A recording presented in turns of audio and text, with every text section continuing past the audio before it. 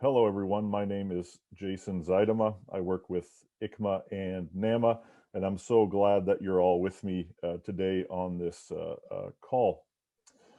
This is the February edition of ICMA NAMMA Seafarers Welfare in Discussion webinar, and we're running these conversations throughout the year to consider new insights and best practices in seafarers' welfare. Since the start of the pandemic, a year ago, if not more for some of us, the normal methods of seafarers' welfare in ports around the world has been largely disrupted. One of the services we provided previously to seafarers was transportation to local shopping or to the Seafarers Center to purchase some food items or small electronics or similar. And these items are too small or specialized to be delivered by normal ship chandlers or salespeople, many of whom actually since the pandemic have also stopped visiting ships.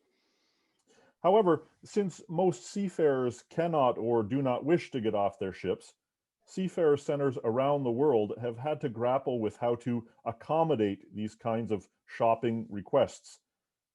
Buying chocolate or shampoo is not only helpful, but it's also a real sign that we want to support seafarers, that we want to still be with them. Yet, buying day in and day out can be complicated and perhaps stretch the resources that we have. Well, how do we do it? What best practices can we share with each other? Well, I'm happy to say today that I'm joined by three wonderful panelists who are going to talk about their experiences with personal shopping with seafarers. We have Ruth Setaro, who is port chaplain with Seafarers International House in New Haven, Connecticut, United States. We have Andrea Pesce with Stella Maris Friends Onlus, a member organization of ICE1, and who operate the Seamen's Club in Venice in Italy.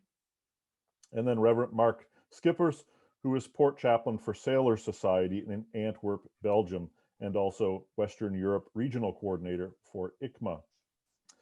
The three of them are going to tell their experiences, their stories of how they have dealt with personal shopping with seafarers, for seafarers since the beginning of the pandemic. Maybe there's going to be some best practice insight, but also just hearing their stories of how they navigated things. I note if you have a question during this webinar, eventually we're going to get to a point where we're going to, I'll ask if you want to raise your hand and I can open up the microphone. But in the meantime, you can put your question right in the chat box and we can come back to those questions when we have time. So I'd like to first start with Chaplain Ruth Setaro, then go on to Andrea, finally Reverend Marc. Chaplain Ruth, could you tell us a bit about what you've been doing during this pandemic for personal shopping for seafarers? And I'll put a little picture up on the screen that you provided on Facebook last week about some shopping you've done. Tell us a bit about your work. Yes, well, good morning, everybody. As you mentioned, Jason, the pandemic has certainly changed the way we have done ship visiting in general. From the time for a while ago when we weren't permitted to do any ship visiting to the time when we were able to then go to gangways at the bottom of the gangways and visit with one or two people, then eventually get up to the deck and do some social distancing and visiting on the deck with a couple of the people. And now lately, thank goodness, I have been invited to go into either the ship office or into the mess room, which has been very good because it's been a very cold winter, and standing on the deck and trying to do all the things we need to do to help the seafarers has been hard. So I have found that the seafarers are often asking for an awful lot of things and an awful lot of help. And so sometimes my ships that come into New Haven are one-time ships. I see them and then very rarely ever see them again. So I don't have a chance to get information about them before they come into port. So when I get on to visit, I bring Wi-Fi unit modems so that now I can tell them you can go on to the Best Buy.com site, you can go on to Walmart.com and look at all the things that you're interested in buying. And then we will make a list and figure out what you need. And of course, sometimes I go off with lists like you can see on the screen. Other times I will get an email from the captain who's made a big list of things that the crew would like. But what I like to do is give everybody that wants something an envelope. And I ask them to put their name on it and write on the envelope exactly what they need and then how much money they're putting in the envelope so that I can keep track of everything that I'm buying and keep money separated. And but one thing we have to do is tell them that I need to know exactly what you're looking for, that with buying so many things, it's not possible to, buy them and then bring them and you decide you don't want them or it's not the right color. And so I need to return things. If you tell me you want it, I know exactly what you want. I make no substitutions and the purchase is made. And then the problem is I go off the ship sometimes, like the other day, I went off with over $7,000 in cash, which then is, it's a little, what happens if I lose the money? Um, so it's kind of, and then when I go into the stores, how do I handle all the money and keep everything separate? So that's been one of the issues we've been dealing with. Um, one of my other chaplains that works in New Jersey has been he sees repeat ships and he usually visits, maybe 50 ships a month, and they have been asking him to buy things on Amazon. And he has lately been just totally overwhelmed with all the things he's been buying on Amazon and charging to his own bank accounts and having to keep items separated for each ship and organized. And it's become a tremendous job. So we've all had to kind of adjust our own way of doing things, um, what limits we need to put on how much we can do.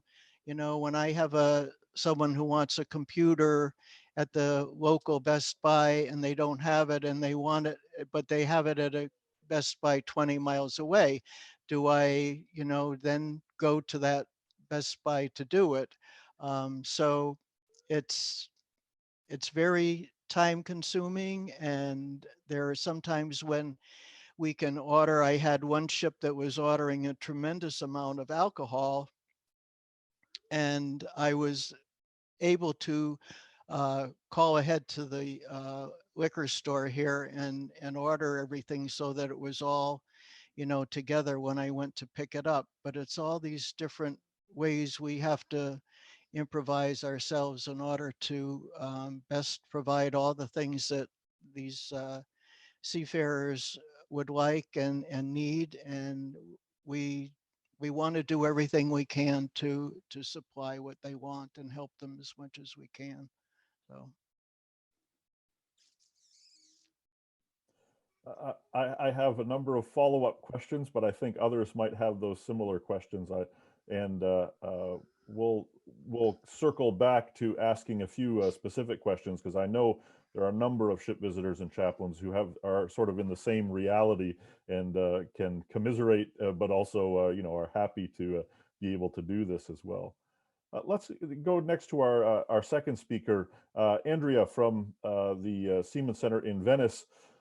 Andrea, can you tell us a bit about what you have been doing to serve seafarers and the new programs that you've put in place to help adapt to personal shopping for seafarers? Thank you very much. First of all, I want to thank you for inviting me to this webinar. It's an honor to be here and share my experience with you, our experience. First of all, let me give a very short picture of our port. Venice port is the second port in Italy for the normal cargo ships, but it's the first one regarding the shipping cruises. Of course, the shipping cruises is completely cancelled from since 1 year already. So at the moment, we are dealing only with the cargo ships in Marghera. It's the name of the industrial and commercial port. It's not that big, for example, compared to Antwerp. Antwerp in Belgium is for sure it's very much smaller. But by the way, every day we have around 10-12 ships arriving. And according to the situation with the passenger ship cruises, we had to reduce our staff from 7 people to 2 people. Now we remain only in 2 persons. So that means that we are trying to take the most of our ship visiting. And 1 year ago, we tried to start, let's say, a new service, which is to bring the things from our supermarket to the ships directly.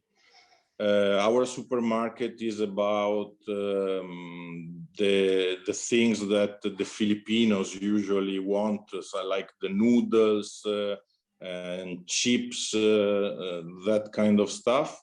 And then some drinks and also products for the personal hygiene, like bath, shampoos, and so on. That means that we started a new kind of ship visiting. So we try to contact the ships before their arrival in some cases. And if possible, we exchange emails in advance, having already some orders from them. Otherwise, we do the ship visiting on daily basis, and we give them the list of products we have in our supermarket. And our job is mainly about this and about the communication. So we sell Italian SIM card for internet. There is something that I want to take from the previous intervention, Ruth. She mentioned the alcohols. For example, this is a very sensitive issue, because of course, you know that alcohols, 80–90% of the cases is not permitted on board. So we wondered, is it correct to bring alcohol here? Because maybe then the master complain with the agent, and the agent complain with the port authority, and so on. And our policy about this issue is that if the master doesn't complain, we bring it. But if we have a message, clear or unclear, from the master that it's not possible, we don't do that. Of course, it's questionable, because basically the seamen here in Venice, and I guess it's the same in other ports, they cannot go ashore anymore. They don't have the permission to go ashore. They are restricted on board completely. So probably we are talking about people that is not going ashore since months. We think it's not correct to turn down their request, but in some cases, if the message from the master is clear, we prefer don't bring drinks on board. And then, yes, we provide different sort of food, chocolate, sweeties, things like that. This sometimes pose some questions. For example, the real handling of the goods, because the ships are often in places very dirty, very uncomfortable. We are not a ship chandler, and so we try to ask them help in order to bring the bags on board. Yep. And this goes to another very important point, which is the most difficult for us nowadays. And the point is that every day we face the problem of the inner communication between the crew members. This is a very sensitive question to me, at least. I mean, our feeling is that very often the seamen, they don't speak each other between them about what kind of help they can find. I don't know if this depends from the thing that maybe now they see us like normal businessmen, or really depends from the thing that they don't speak so much among them. I can give you some examples. We visit a ship, we say what we do, we give the list of the contacts, and maybe after some hours we receive a request like from the same ship, and they ask things like we never visited them. And in this very moment, this difficulty is a very important factor, I guess. Of course, this is depending also from the nationality of the crew. When you have only one nationality, probably is easier to spread the voice, let's say, through the ship. Our job is very helped by the master. When the master is a man who is really thinking about the welfare of his seamen, it's much more easier for us.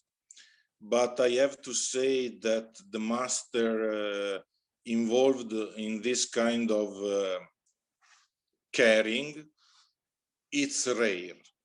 Frankly, it's rare. It's not easy to find a master who is really engaged in helping his seamen. So in the picture on the left, top left, you see Mrs. Anne van der Sept, welfare officer of the Antwerp Harbor Hotel International Seamen's House. So she actually started our rolling store, as we call it. So it existed already in an embryonic form before the corona pandemic. So Antwerp is the second largest port in Europe. So we have about 13,500 seagoing ships coming in per year. So actually today we have 95 ships in. So it's a huge port. So that means it's very difficult to manage a kind of rolling store in such a big port. That is why, in contrary to the situation of Ruth, we only service regular ships, mostly regular ships, because throughout the times, the chaplains, they have really established good relationships with certain shipping lines. So when the corona pandemic broke out, so we got a lot of requests from these regular ships. And most of these requests, they come in via Facebook Messenger. So they come in via the Chaplain, or via our Facebook page, Antwerp Seafarers Welfare. And you see on the bottom left, you see that minivan of the Antwerp Harbor Hotel. So that is the rolling store. Now, the rolling store has a limited number of goods, because I think if we would be in the situation as Ruth, it would be difficult to manage. It requires already a lot of logistics to resupply so our stocks, because when we do 2 or 3 ships, then our stock is going down, and we have to go back to the shop to replenish. Then you see sometimes we can go onto the ship, sometimes outside. Here the role, as Andrea said, the role of the captain or the chief mate is decisive. So unfortunately, we have a minority of captains and or chiefs who are very reluctant to let us in, and then we end up in a situation on the bottom left where the rolling store is standing outside on the quay side, and the seafarers, they are coming to us. Luckily now, in many cases, because now more and more ships, also officers, captains, are getting to know the rolling store, and it's now much easier than in the beginning to be allowed onto ramp deck. So you see, there's a lot of loading and unloading to do every ship. All these boxes you have to take out, you have to put them back in the car again.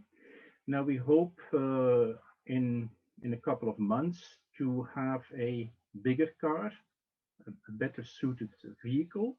So with a wooden framework inside, so that we don't have to carry the boxes in and out all the time. Alcohol, we also get a lot of requests for alcohol, but in principle that we do not do, because on many ships there is alcohol prohibition, and of course we don't want to get into trouble with the captain, with the shipping company. Sometimes, we also have a communication problem, so that seafarers do not communicate among themselves, and then we get a message after we have left the ship. It depends, because also very often when we come to the ship, even if we have been warned in advance by Facebook Messenger, the engine department is bunkering, they are very busy, and then we do try our best to come back. So often, we do a ship 2 times. So it depends upon availability, because of course we have a well-structured port chaplaincy in Antwerp. So a cooperation between missions goes back 50 years, but still we do not have enough manpower to have the rolling store available 24/7. We know that seafarers live in a 24/7 world, but every now and then a ship escapes us or eludes us. Yeah. So, but the rolling store is getting more and more known. So that means that also the number of requests is increasing. But the principle is also that we work by request. So because otherwise, with so many ships in the port of Antwerp, we couldn't manage at all. Well, thank you so much, Chaplain Marc, for sharing those thoughts. What's very interesting in the 3 presentations, hopefully Andrea will be back with us in just a few moments, but he already did, I think, present most of what he wanted to say. We've seen sort of 3 different models of how this is working, where in Chaplain Ruth's context, a few less ships, maybe Venice is sort of medium size, and then Antwerp is mega size of different different sizes and different methods of putting things together. No doubt, one of the common questions has been the question of alcohol. We had a question come in from Amos Kuji in Nigeria, who asks that same question about the alcohol policy. Jessica Linares in Tarragona also asked the question about the policy about alcohol, about selling alcohol. I'm wondering if both of you could talk a bit about your own organizations. How have you, we heard from Andrea how his organization has answered that question. Marc, a little bit about that.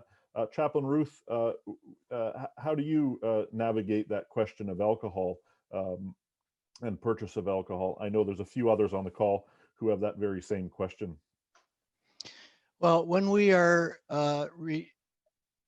when the request comes in for the alcohol, we only purchase it if we have direct permission from the master.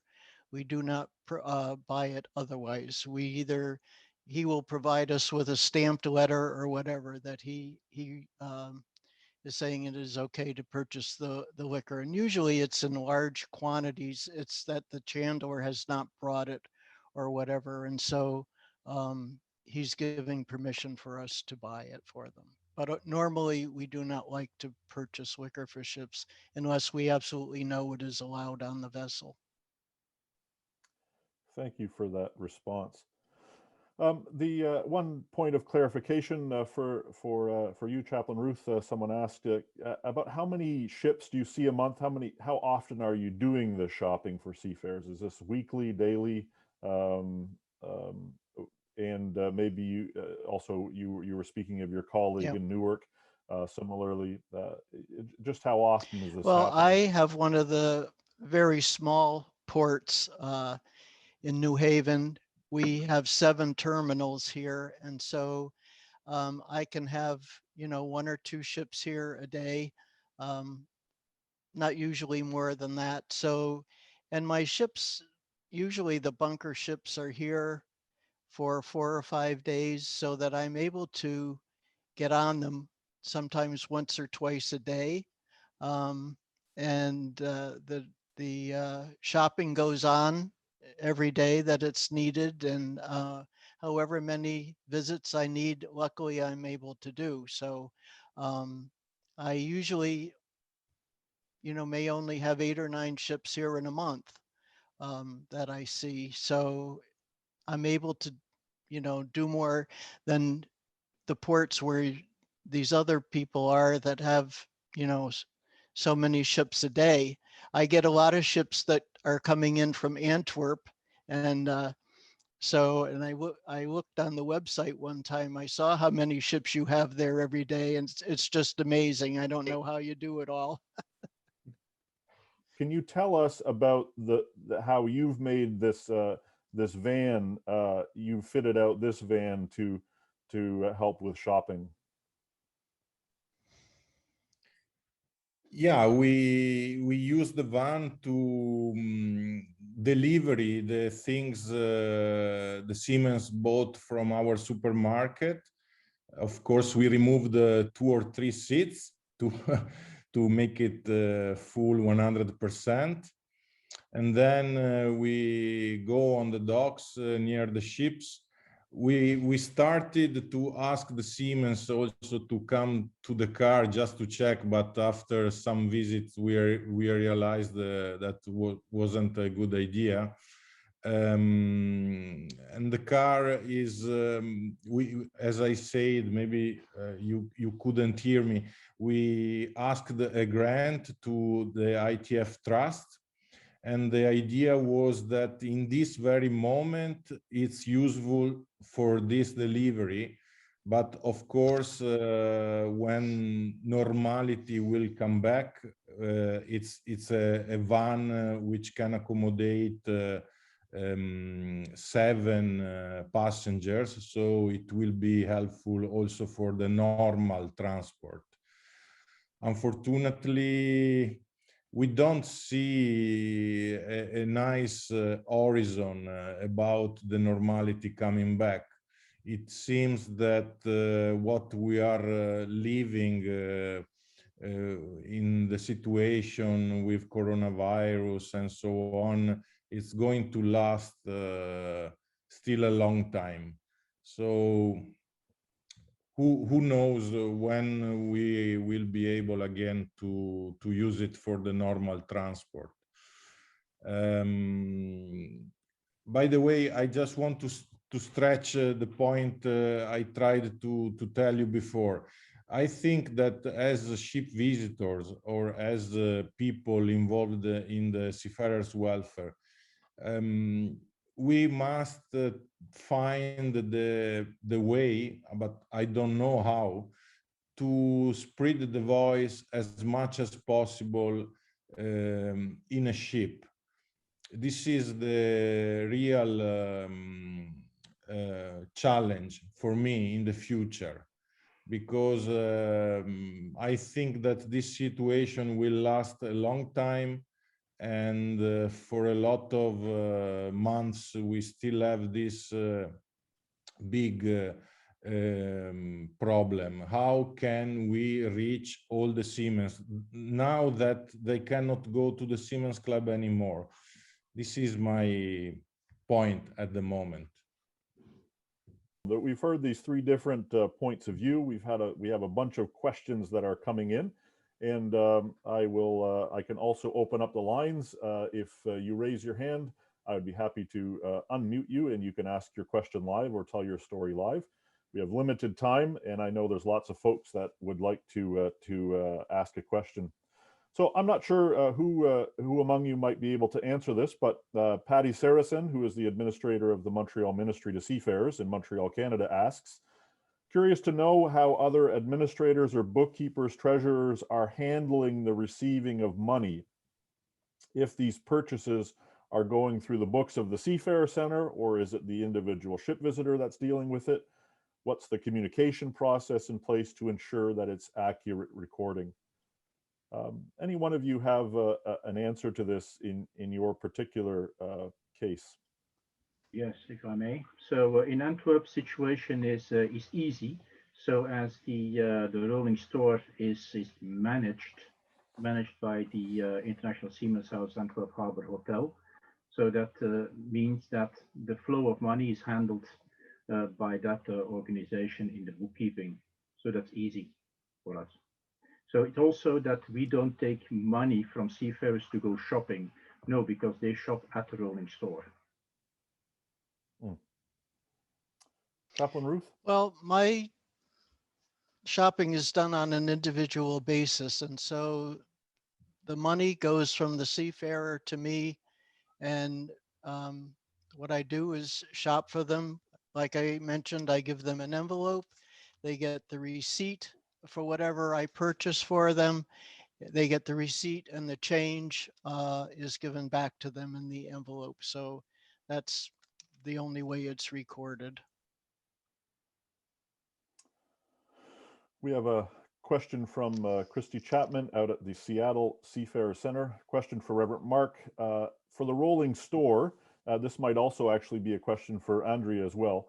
Are you taking special orders from seafarers, or is the store stocked with standard items only? No, every now and then we take special orders depending upon urgency, of course. For example, last week we had a request for electrical heaters because we had really a cold time in Western Europe last week. So we bought 3 electric heaters, and well, the crew was very happy receiving them. So every now and then we do surely do special requests, yes. I see yeah, sorry, go ahead, Andrea. Yeah. Yes. About the special request, we don't have a very clear line to follow. Usually we don't receive them because also about electronic devices in particular, it's not that easy to buy a personal shopping, because you have a very big risk that you buy something and then maybe it's also very expensive, and then when you bring it to the seaman, it's not that one that he wanted something different, so you run the risk to buy something that is not good at the end. It's also true that it depends from the relationship that you have with the crew. I mean, differently from Ruth, in Venice we have 40% of the ships are liners. so we can see them every 10 days or 2 weeks. In that case, yes, we receive some special requests. For example, I remember we bought 5 or 6 big luggage, big, like it was like 700 or 800 euro. And why? Because actually we can see them again for sure.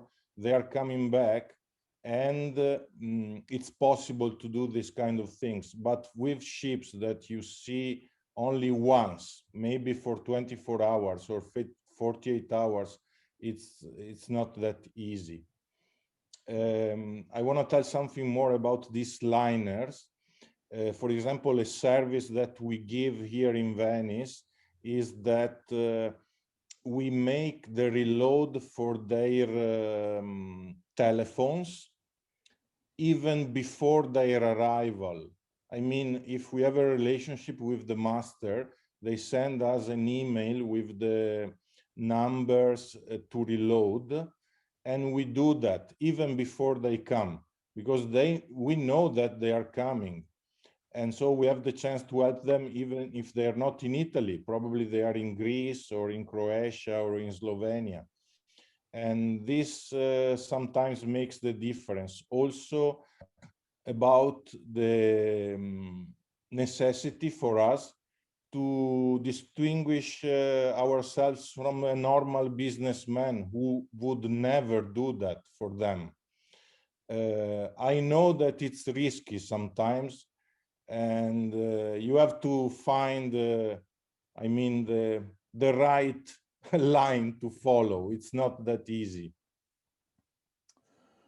So we have a number of questions that are coming in, some that are some I think difficult questions, but I think many ship visitors who are doing this are facing these similar questions. Alcohol, I think, was the big one. How do you deal with alcohol? Father Sinclair down in Port Arthur, Texas, also makes the point, not only the ship captain might have something to say, but also the terminal might have something to say. It's perhaps illegal to bring alcohol through a terminal, so that's an additional question to think about. Janice Estrada asks about ordering personal items, intimate items, how to deal with when someone wants you to buy something very personal for them. How do you navigate that in your list? I'm wondering, Chaplain Ruth and Andrea as well. Andrea talked about buying electronics, about these sort of very personal items, but it's also just sometimes very costly items. How do you navigate that when someone asks you to buy something, but it's either maybe too costly or it's just too personal that you don't want to be the one to buy something, and you get back to the ship and it's perhaps not the right item? How do you navigate those conversations? Well, when I'm asked to buy some of these expensive items, I don't go off to buy it unless I have the money in hand. And so the other day I had a man from the Ukraine who asked me to buy him a very expensive iPhone. And so I went off the ship with $1,300 of his money. And he said, nowhere else in the world would I give anybody or trust anybody with this amount of money. So it is with all these seafarers a matter of trust that they are giving. Like I said, sometimes the last week I went off the ship with $7,000 in cash. But when I go off, I know exactly what the person is asking for. Sometimes I even have a SKU number. They've gone on the internet, they know exactly what they want. And I've told them, if I can't get the exact item they want, I don't buy it. We don't substitute anything. I don't change colors or anything else. So luckily, I have not been asked for many personal too intimate items that I can recall. Everything is something that I would not have a problem going and buying for the seafarers. You know, it's a lot of, you know, toothpaste and shampoo and this type of thing. And lately it's been this whey protein for muscle building and that type of thing, but nothing that I would not feel uncomfortable buying. Let's go to those who have raised their hands. I have a few folks who raised their hand. Richard Farrell, could you please join us? You can open your line. Hello, Richard. Hi there. Good morning. I'd like to address this to all of them. It may be appropriate because it sounds like you meet the needs of a request. And we're giving out hospitality packages, and I don't know if you all do that. It comes to mind, do you ever survey the various the seafarers as to what their needs are? In other words, really look at, did you meet their needs after you served them? And is there any feedback about those actions that you've taken? Thank you. Thank you, Richard. So a question for all of you. Perhaps Chaplain Ruth can talk about some of the care packs that Seafarers International House gives out. Do you ever do surveys of after you give those out to see if those met a need and what's the response? Well, we give out Christmas at Sea satchels during the holidays, and those are very warmly and excitedly received because they get a sweatshirt, t-shirt, warm hat, candy, there's flight and socks. And so they're wonderful bags for everybody that we have managed to collect almost 2,000 this past winter, which we're very happy with. But when I am on the ships now, luckily I'm able to spend time on the ships, and I can often sit for, an hour or two, so that I really can be sure what everybody is looking for, what everybody needs. And then when I bring the things back, really sit with them too as they go through everything and make sure, when I went the last ship last night that I was on, was everybody happy? And everybody yells, we're happy. And, is there anything else that I can do for you? Do you have any other needs other than buying things on the ship? And the ship is supposed to be leaving today at some point. So last night was the last time I saw it. So we offer a prayer and with the wish that they will come back to my port someday, and the next time that we'll be able to go shopping and take people out. So I feel that I have a wonderful chance to sit and spend time, not like, the other ports where you have so many ships and limited amounts of time. I have the time that I can spend with these men. Marc or Andrea, what kind of, do you get formal feedback from the seafarers after you've served them? And if so, could you share it? Yes, we get feedback from seafarers. So in most cases, it's always positive, because so many crews are not able to get out of the ship because they are not allowed shore leave. Most unfortunately, we also have these crews during Christmas time, New Year's time. Nothing special was done for them on board. So the only things they could really acquire were the things they got from us. Of course, we're also doing the Christmas packs. We deliver second-hand clothes, vitamins. We do money transfers for the crew. That we did a lot during the pandemic, because so many people wanted to send the money they saved on board, they wanted to send it home. So we also executed a lot of money transfers. And there was a month I had 8,000 euros. So that even the money transfer office was looking at me very suspiciously. So yes, so we get a lot of feedback on board from the seafarers, and also a lot of thank you messages via Facebook. Andrea, any comment? Yeah, the only comment is that here we don't had the surveys on the Seamen after the start of the pandemic. We really, how can I say? We are satisfied of the little things we do. I mean, we are only 2 persons. It's not easy to follow all the ships in Venice in 2 only. I get satisfied to receive a request from them and to be able to meet the request and satisfy that. I know that, of course, they would need a lot more. I'm sure on it, no doubt.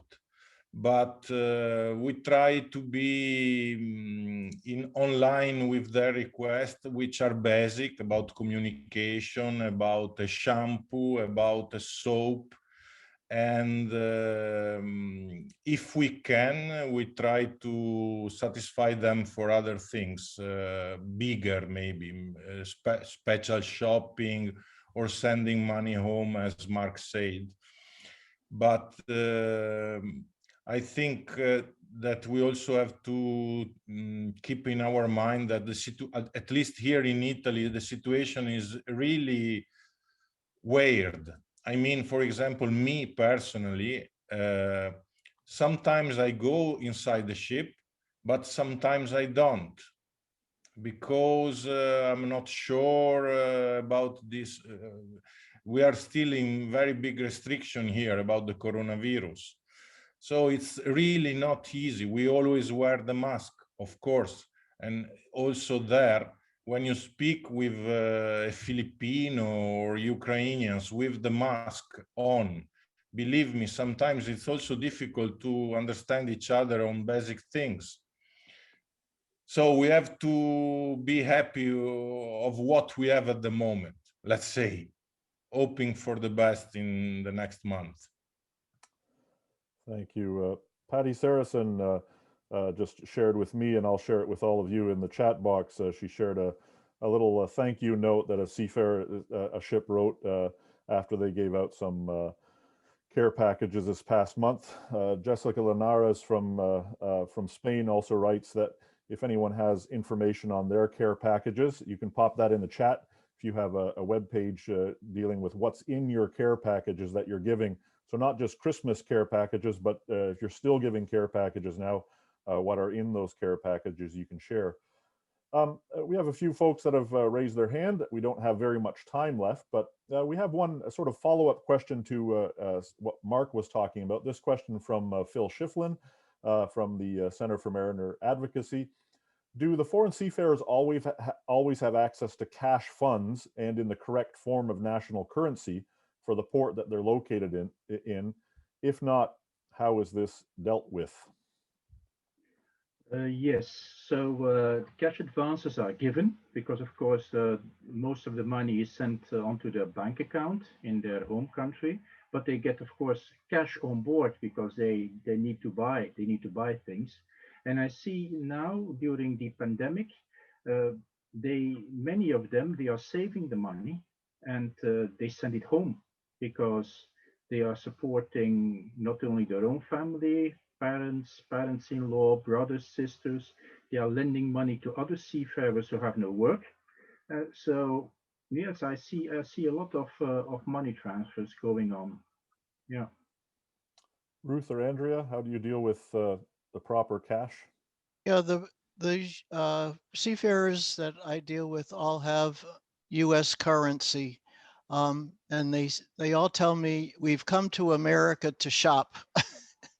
And so they're all prepared because they all, are interested in buying the things that they've heard they can buy in America. So usually either they've been paid and saved money, or the captain is providing money for them and they can repay it back. So they all have money to give me. Yeah, also for us, we are in Italy, in the middle of Europe, but 80% of the seamen, they have US dollars. They have their own cash. Maybe it's interesting to underline that sometimes, I would say 20% of the cases, the money comes from the welfare fund of the ship. As I said before, if the captain is a guy who is caring about his seamen, probably the money will come straight from the master in cash. And but it doesn't happen often, frankly. By the way, they always have cash, and 80% is US dollars. I'm going to open now the line to Christine Lassiter. Hello, Christine. You can unmute yourself and ask your question. Hi, Jason. Hi, everyone. I just wanted to sort of chime in and let you know what we've been doing here at the Seamen Center of Wilmington in Wilmington, Delaware, in the United States, as far as purchasing for the Seafarers. I guess I don't like to take their money up front, just because of, we know in the past that, you know, people walked off with their money and things like that. So I'd like them to feel secure about the whole transaction. I go out and personally purchase things on my credit card and then bring them back and show them the receipt. And then they give me the cash. And as far as ordering products, we don't buy alcohol or electronics for them. High ticket items, we ask them to go to their agents and see if they can purchase them that way. Or I will go out and get them, I will take cash from them in this instance and go get them Amazon gift cards. And they've been able to set up accounts and make purchases and then send their items to our center, use our center as their delivery point. And then when they're in the next time, we will deliver it to them. Thank you very much, Christine, for those points. One thing we haven't even talked about very much actually on this call is Amazon. How one of the things that many ship visitors and chaplains around North America, in the rest of the world, are dealing with is having Amazon packages delivered. The chaplain here in Montreal said that her living room looks like an Amazon depot sometimes in delivering things for seafarers. I have this comment from Mary Davison in Baltimore, also on the question of money. We made the mistake of buying a $20 item for an officer, assured that he would pay us on delivery.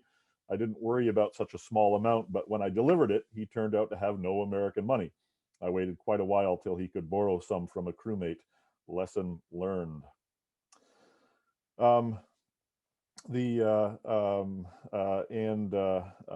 a comment from Willie Wittig. For the last about 3 months or so, 100+ seafarers from Kiribati got stuck in Hamburg and other ports due to the strange situation that their government does not allow their own citizens to enter the country.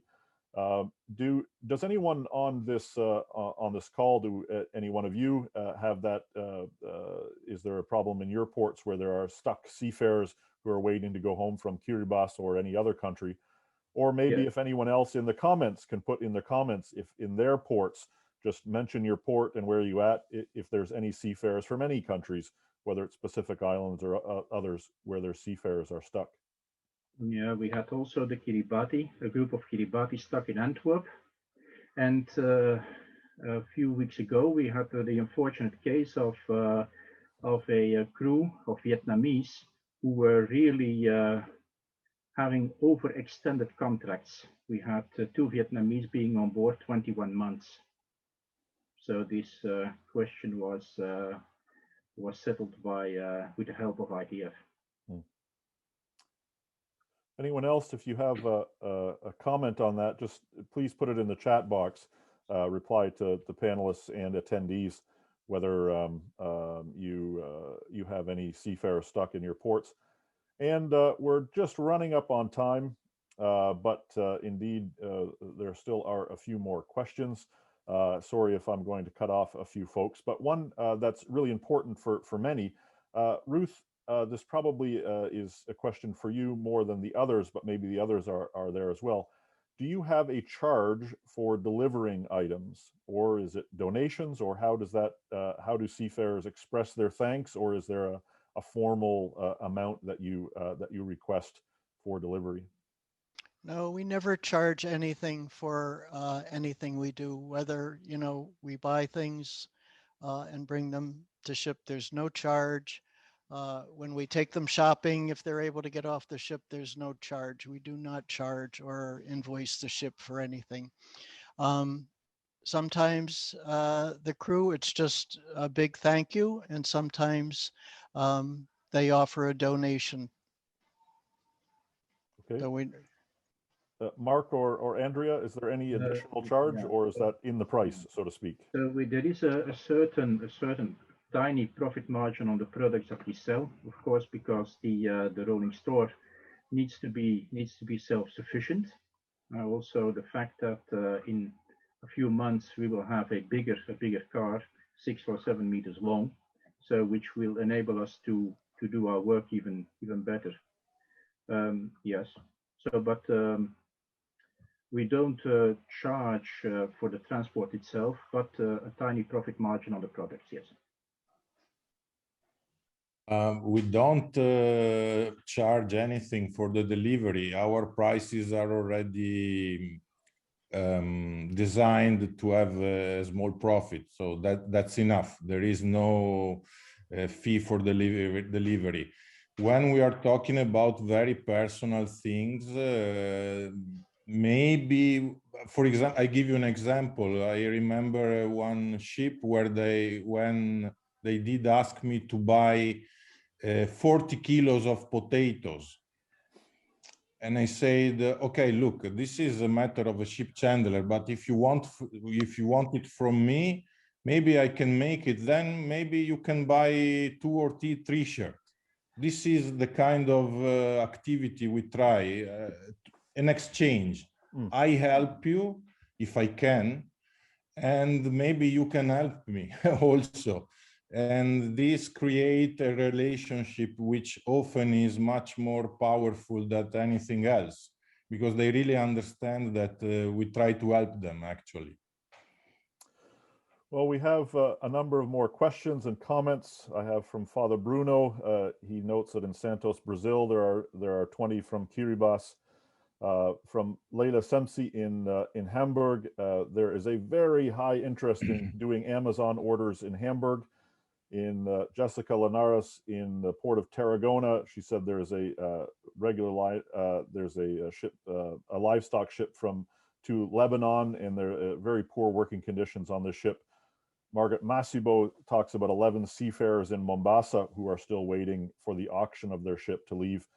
And Amos Kuji in Nigeria talks about the ongoing cooperation to return crews back home.